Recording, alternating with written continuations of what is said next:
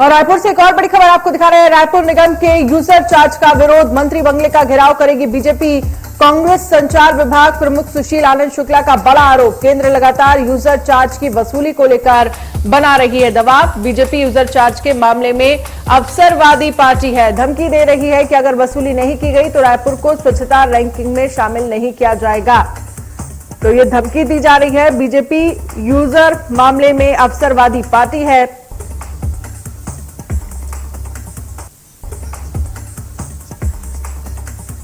ओम प्रकाश चंद्राकर हमारे साथ ज्यादा जानकारी के लिए लाइव जुड़ गए हैं। ओम प्रकाश, जिस तरह से देखा जाए यहां पर आरोप लगाए जा रहे हैं कांग्रेस की तरफ से बीजेपी पर कि जो जिस तरह से चार्ज वसूलने की धमकी दी जा रही है और ये कहा जा रहा है कि अगर चार्ज नहीं वसूले गए तो स्वच्छता रैंकिंग में शामिल नहीं किया जाएगा छत्तीसगढ़ को।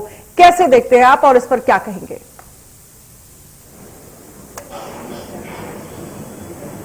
देखिए, फिलहाल जो है यूजर चार्ज का विरोध जो है भाजपा पिछले कुछ दिनों से करती आ रही है और वो लगातार ये मांग कर रही है कि जो आम लोग हैं, जो घर घर कचरा उठाने वाले हैं, उनको यूजर चार्ज ना दिया जाए। तो इसी को लेके भाजपा आज एक बड़ा प्रदर्शन करने वाली है, मंत्री बंगले का घेराव वो करने वाले हैं। इसी को लेकर कांग्रेस में भी सियासत तेज हो गई है। कांग्रेस के नेता यही कह रहे हैं कि जिस तरह से जो केंद्र सरकार द्वारा कहा जा रहा है, हमें यह एक तंज के तौर पर कहा गए शब्द है कि केंद्र सरकार ही इस नियम को लागू करती है। और साथ ही 2017 में जब छत्तीसगढ़ में भाजपा की सरकार थी तो उस टाइम भी यूजर चार्ज दिए जा रहे थे। तो इसी को लेके कांग्रेस ने ताना कसा है बीजेपी पर कि बीजेपी जो है वो अवसरवादी पार्टी है और वो उन्हें आम लोगों से कोई मतलब नहीं है, वो सिर्फ और सिर्फ राजनीति करना चाह रही। तो सूबे में सियासत है काफी तेज हो गई है इस पूरे मुद्दे को लेकर।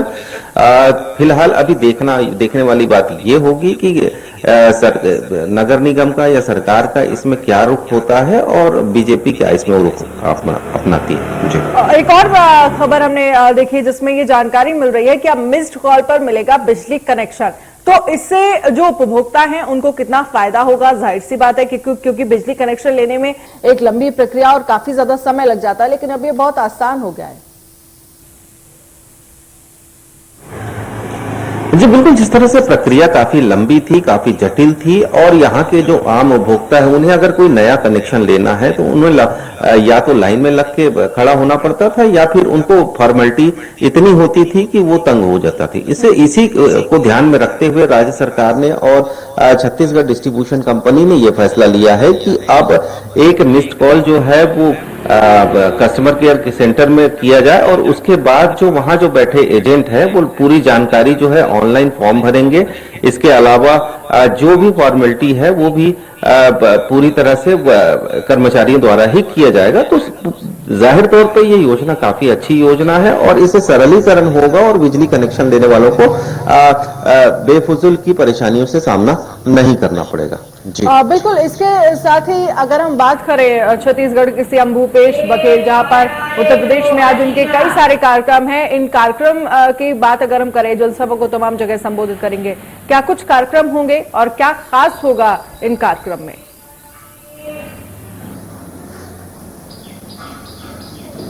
देखिए, सीएम भूपेश बघेल लगातार यूपी में चुनाव प्रचार कर रहे हैं। यूपी में जिस तरह से छत्तीसगढ़ मॉडल का जोर है और इसी के दम पे जो कांग्रेस पार्टी जो है यूपी में चुनाव लड़ रही है।